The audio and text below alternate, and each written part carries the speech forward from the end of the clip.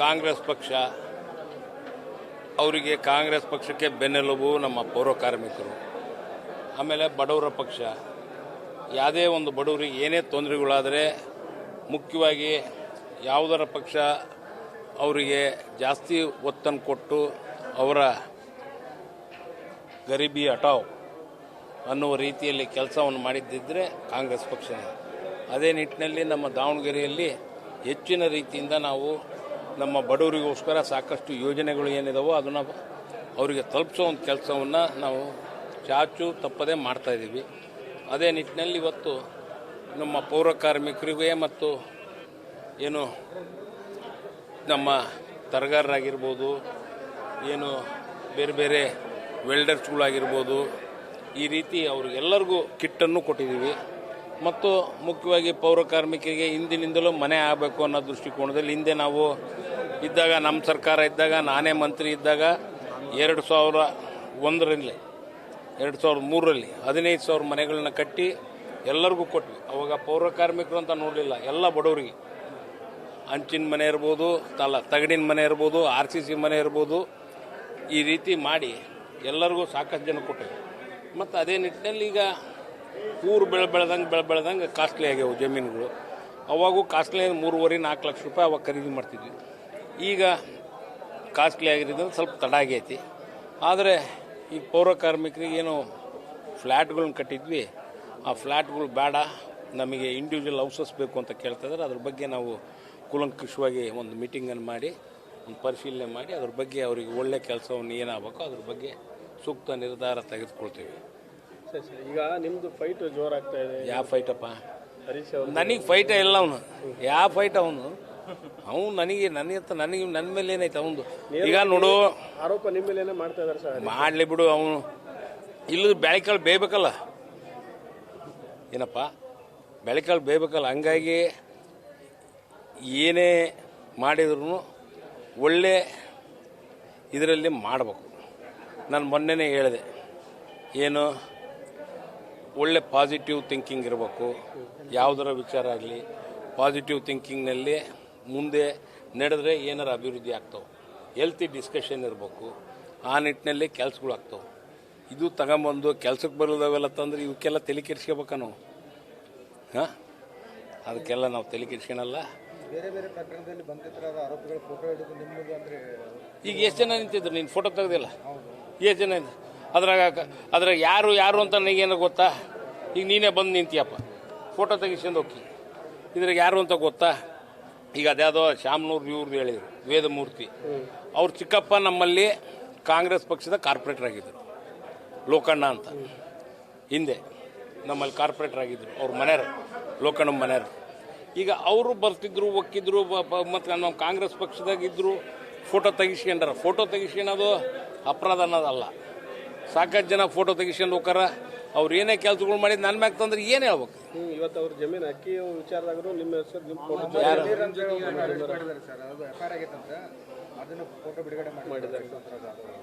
ಮಾಡ್ತಾರ? ಈಗ ನನಗೆ ನೋಡಪ್ಪ 108 ಜನ ಇದ್ದಾರೆ ನಮ್ದ್ರಾಗ, ಎಲ್ಲ ಟೈಪು ಜನ ಅದಾರ.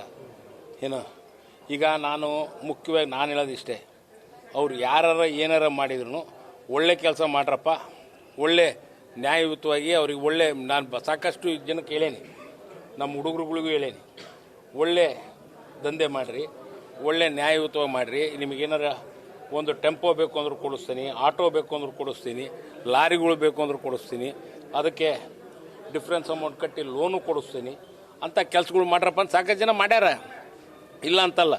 ಇದ್ರಾಗ ಯಾರು ಏನು ಮಾಡ್ಯಾರ ಅಂತ ನನ್ನ ಎಲ್ಲರೂ ಊರಾಗ ಏನಾರ ಆಗಲಿ ನಾನು ಮಾಡೇನಿ ಅಂದ್ರೆ ಏನು ಅರ್ಥ? ಕೆಲವೊಂದಿಷ್ಟು ಜನ ನಿಮ್ಮ ಹೆಸರನ್ನು ದುರ್ಬಳಕೆ ಮಾಡ್ಕೋತಾರೆ ಸರ್, ಅದನ್ನೇ ಬಂಡವಾಳ ಮಾಡ್ಕೋತಾ ಇದ್ದಾರೆ ಅಂತ. ಬಂಡವಾಳ ನೋಡು, ಯಾರೇನು ಮಾಡ್ಕೊಳಕ್ಕಲ್ಲ, ಮ್ಯಾಗ ಅದನ. ಏನು ಇವ್ರ ಮಾತೆಲ್ಲ ಕೇಳಿ ದಾವಣಗೆರೆ ಜನತೆ ನಂಬಲ್ಲ. ಇವೆಲ್ಲ ಏನಾಗ್ಯಾವ ಅಂದ್ರೆ ಒಂದು ನಮ್ನಿ ಬುಡ್ಕಿವು. ಏನು ಸುಮ್ಮನೆ ಮಾತಾಡ್ಬೇಕು, ಖಾಲಿ ಡಬ್ಬೆಪ್ಪ ಹೇಳ್ಬೇಕಪ್ಪ ಅಂದರೆ ಏನೇ ಒಟ್ಟು. ಈಗ ಏನೋ ನ್ಯೂಸ್ ಇಲ್ಲಲ್ಲ, ಅದಕ್ಕಿಂತ ವ್ಯವಹಾರ ತರ್ತಾರೆ. ಈಗ ಅದ್ರ ಬಗ್ಗೆ ಯಾವುದೋ ನೀನು ಹೇಳಿದೆಲ್ಲ ಅಕ್ಕಿದು, ಯಾವುದರ ಆಗಲಿ ಪ್ರಾಮಾಣಿಕವಾಗಿ ಕೆಲಸ ಮಾಡ್ಬೇಕು. ಅಧಿಕಾರಿಗಳಿಗೂ ಹೇಳಿ ಮಕ ಮುಲಾಜಿಲ್ದಲೇ ಕೇಸ್ ರಿಜಿಸ್ಟರ್ ಮಾಡಬೇಕು, ಅದ್ರ ಬಗ್ಗೆ ಕ್ರಮ ತೆಗೆದುಕೊಳ್ಬೇಕು. ಅದ್ರಾಗ ಎರಡನೇ ಮಾತಿಲ್ಲ ಸರ್. ಈಗ ಉಪಚುನಾವಣೆ ಬರ್ತಾ ಇದೆ, ಮಾಹಿತಿ ಪ್ರಕಾರ ತಮಗೆ ಅಂದರೆ ಟಿಕೆಟ್ ಕೊಡ್ತಾರೆ ತಮ್ಮ ಕುಟುಂಬಕ್ಕೆ, ಯಾರು ಅನ್ನೋದು ಅಭ್ಯರ್ಥಿ? ನಾನು ಅದ್ರ ಬಗ್ಗೆ ಯೋಚನೆ ಮಾಡಿಲ್ಲ. ಹೈಕಮಾಂಡ್ ಬಿಟ್ಟು ವಿಚಾರ. ನಮ್ಮ ಕಾಂಗ್ರೆಸ್ ಪಕ್ಷದಲ್ಲಿ ಯಾವಾಗಲೂ ಹೈಕಮಾಂಡ್ ಇರೋದು.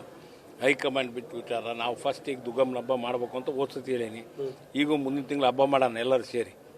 ನಿಮ್ಮ ಕೈಯಲ್ಲಿ ಕೊಡ್ತಾರೆ ಸರ್, ನಿಮ್ಮ ಕೈಯಲ್ಲಿ ಕೊಡ್ತಾರೆ. ಒತ್ತಾಯ ಮಾಡ್ತಾ ಇದ್ದಾರೆ ಅಂದರೆ ನಿಮ್ಮ ಕುಟುಂಬದವರಿಗೆ ಕೊಡಬೇಕಂತ ಒಂದೇ ಜನ 5 ವರ್ಷಕ್ಕೆ ಒತ್ತಾಯ ಮಾಡ್ತಾರೆ. ನೋಡು, ಎಲ್ಲರೂ ನಿಲ್ಬೇಕು, ಎಲ್ಲರೂ MLA ಆಗ್ಬೇಕು ಅಂತ ಆಸೆ ಇರ್ತೈತಿ. ಯಾರಿಗೆ ಆಸೆ ಇರಲ್ಲ? ಏನಪ್ಪ, ಯಾರು ನಿಲ್ಬಾರ್ದಂತಾರ? ಹೈಕಮಾಂಡ್ ಯಾರಿಗೆ ಕೊಡ್ತದೆ ಅವ್ರು ನಿಂತ್ಕೊಳ್ಳಿ. ನಾವೇನು ನಿಲ್ಲೇಬೇಕು ಅಂತ ಯಾರೂ ಏನಿಲ್ಲ. ನಮ್ಮ ಫ್ಯಾಮಿಲಿಗೂ ಯಾರೂ ಇಲ್ಲ. ಏನೋ ಹೈಕಮಾಂಡ್ ಬಗ್ಗೆ ಡಿಸ್ಕಷನ್ ಕರೀತಾರ, ಅವು ಮಾತಾಡೋದು ಏನು ಅಂತ ಕೂಲಂಕುಷವಾಗಿ ಮಾತಾಡಿ ಅವಾಗ ಪರಿಶೀಲನೆ ಮಾಡೋದು. ಒಟ್ಟು ಕಾಂಗ್ರೆಸ್ ಪಕ್ಷ ಗೆಲ್ಬೇಕು.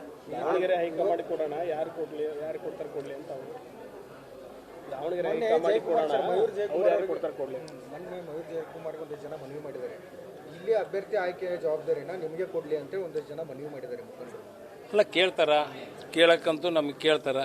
ಕೇಳಿ ಮೇಲೆ ಯಾರು ಸೂಕ್ತವಾದಂಥ ಅಭ್ಯರ್ಥಿ ಅದಾರೆ ಎಲ್ಲರನ್ನು ಕುಂದಿಸ್ಕೊಂಡು ಡಿಸ್ಕಸ್ ಮಾಡಿ ಮೀಟಿಂಗ್ ಮಾಡಿ ಫೈನಲೈಸ್ ಮಾಡ್ತೇವೆ. ಮತ್ತೊಂದಷ್ಟು ಜನ ಕಾರ್ಯಕರ್ತರು ಹೇಳ್ತಿದ್ದಾರೆ, ಅಂದರೆ ಹಿಂದೆ ಲೋಕಸಭಾ ಚುನಾವಣೆಯಲ್ಲಿ ಸಮರ್ಥರು ಎಲ್ಲ ಕ್ಷೇತ್ರ ಅಡ್ಡಾಡಿದ್ರು, ಅವ್ರಿಗೆ ಪರಿಚಯ ಇದೆ, ಅವ್ರಿಗೆ ಕೊಡಬೇಕು ಅಂತ ಒಂದು ಒತ್ತಾಯ ಕಾರ್ಯಕರ್ತರು, ಯುವ ಕಾರ್ಯಕರ್ತರು ಒಂದು ಎಲ್ಲ ಬರೀ ರಾಜಕೀಯ ಮಾಡ್ಕೊಂತಿರ್ಲಿಲ್ಲ. ಮಂದೆಲ್ಲ ವ್ಯವಹಾರ ಮಾಡೋದು. ಅವ್ರ ಪಾಪ ಹೊಟ್ಟಿಪಾಟಿಗೆ ಏನು ಮಾಡ್ಬೇಕು? ಹಾಂ, ಏನಪ್ಪ, ಅದಕ್ಕೂ ಈಗ ಅವನು ಇನ್ನು ಹೆಂಗದಾನ, ಟೈಮ್ ಐತಿ, ನೋಡೋಣ. ಅವ್ರನ್ನೂ ಕುಂದಿಸ್ಕೊಂಡು ಅವನ್ನೂ ಕರೆಸಿ ಕೇಳ್ತಾನೆ. ಅವನ ಬಾಯಿಗೆ ಏನು ಬರ್ತದೆ ಕೇಳ್ತಾನೆ. ಆಮೇಲೆ ನಾವು ಎಲ್ಲ ಒಂದು ನಿರ್ಧಾರ ತೆಗೆದುಕೊಳ್ತೀವಿ. ಕುಟುಂಬದಲ್ಲಿ ಗಣೇಶ್ ಅಣ್ಣ ಅವ್ರ ಹೆಸರು ಅವನ್ನೂ ಕರೆಸಿ ಕೇಳ್ತಾನೆ. ಅವನು ನಿಲ್ಲಕ್ಕೆ ಇಂಟ್ರೆಸ್ಟ್ ಅದನೋ ಏನು ಅಂತ. ಇನ್ನು ಯಾರ ಬಗ್ಗೆನೂ ನಾನು ಮಾತಾಡಿಲ್ಲ, ಅದ್ರ ಬಗ್ಗೆ ಏನೂ ಕೇಳಿಲ್ಲ, ಚರ್ಚೆನೂ ಮಾಡಿಲ್ಲ. ಇವರಿಗೆ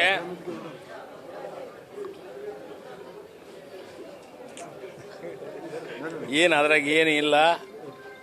ಯಾವಾಗಲೂ ನಾನು ಸಾಕಷ್ಟು ಸತಿ ಹೇಳೀನಿ, ಎಲುಬಿಲ್ಲದ ನ್ಯಾಲಿಗೆ ನಮ್ಮ ಹತೋಟಿಯಾಗಿ ನಾವು ಹಿಡ್ಕೋಬೇಕು. ಹಾಂ, ಹತೋಟಿಯಾಗಿ ಹಿಡ್ಕೊಂಡು ಹೋದ್ರೆ ದೊಡ್ಡ ಲೀಡ್ರ್ ಆಕಾರ.